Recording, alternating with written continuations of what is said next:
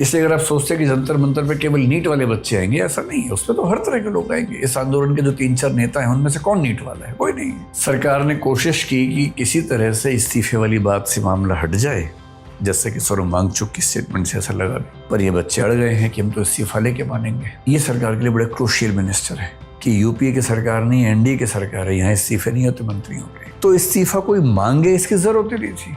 ऐसी घटना 2-4 बार हो गई, इस्तीफा अपनी ओर से दे देना चाहिए। बड़े युद्ध जीतने के लिए छोटी मोटी लड़ाइयां हार जाना ठीक रहता है। तो नीट का पेपर लीक होना, कुछ बच्चों का सुसाइड करना, एक ऐसा आधार मिल गया जिसने बहुत सारी बेचैनियों को इकट्ठा कर दिया।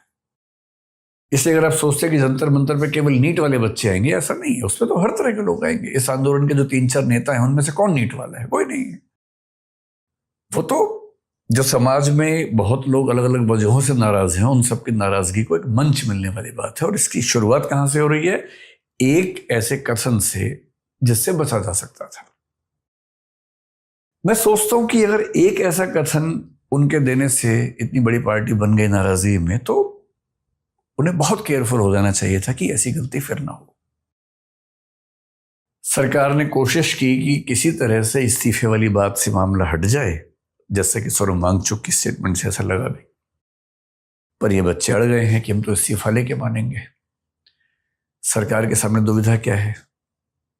एक तो धर्मेंद्र प्रधान, ये सरकार के लिए बड़े क्रूशियल मिनिस्टर है, तो सरकार हर तरह से कोशिश कर रही है कि इस्तीफा ना देना पड़े। वो ओबीसी का बड़ा चेहरा है, ओडिशा में इतने साल के स्ट्रगल के बाद मुख्यमंत्री इस पार्टी का बना, उसकी बड़ी भूमिका उनके पास रही। वो सब बातें एक तरफ है।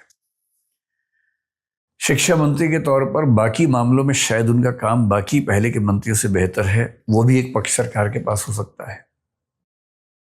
पर अब सवाल ये रहा नहीं है। ये सवाल तो तब है जब कोई ऐसा मुद्दा ना फंसे।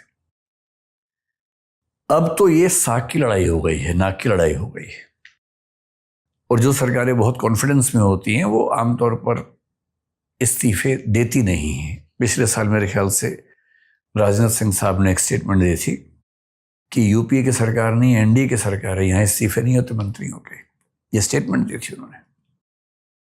कोई भी सरकार जब कॉन्फिडेंस में होती है तो इस्तीफा नहीं देना चाहती है किसी मंत्री का, क्योंकि उससे इकबाल कमजोर होता है। उससे एक मैसेज कन्वे होता है सब लोगों को कि ये सरकार झुकाई जा सकती है, बस तुम एक मोर्चा बढ़िया सा बनाओ, आंदोलन बनाओ, सरकार झुक जाएगी, ये मैसेज कन्वे होने लगता है।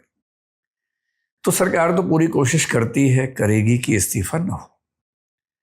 आंदोलन करने वाले इससे नीचे मानने को ही तैयार नहीं है। तो अब ये मामला नाक की लड़ाई जैसा, साख की लड़ाई जैसा है। अब इसमें होगा क्या, कहना बड़ा मुश्किल है क्या होगा। मतलब मेरा ख्याल है कि अगर मैं उस जगह होता या कोई और व्यक्ति शायद होता, तो इस्तीफा कोई मांगे इसकी जरूरत ही नहीं थी। ऐसी घटना 2-4 बार हो गई, इस्तीफा अपनी ओर से दे देना चाहिए। और पहले हमारे देश में ऐसी परंपरा नहीं है, बहुत लोगों ने इस्तीफे दिए हैं। रेल की एक दुर्घटना होती थी, रेल मंत्री का इस्तीफा होता था। हमने ऐसा, जब हम स्कूल कॉलेज में रहे, ऐसी कई घटनाएं हमने देखी हैं।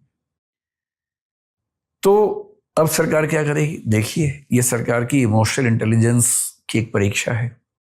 और मेरा ख्याल है कि अगले 1-8 साल में ऐसा कोई प्रश्न केस स्टडी के चेहरे में थोड़ा घुमा फिरा के आपके सामने आएगा, और अगले 8-10 दिन में शायद कोई फैसला निकले। लेकिन इमोशनल इंटेलिजेंस में एक फॉर्मूला ये भी होता है, बड़े युद्ध जीतने के लिए छोटी मोटी लड़ाइयां हार जाना ठीक रहता है। और यदि कोई छोटी मोटी लड़ाई इतनी बड़ी हो जाए कि उससे सब कुछ खत्म हो सकता हो, तो कभी कभी अपमान का घूंट पी के, या ये मान के कि अंततः बच्चे तो सारे देश के बच्चे हैं, एक आध स्टेप पीछे लेना कोई बहुत बुरी बात नहीं है।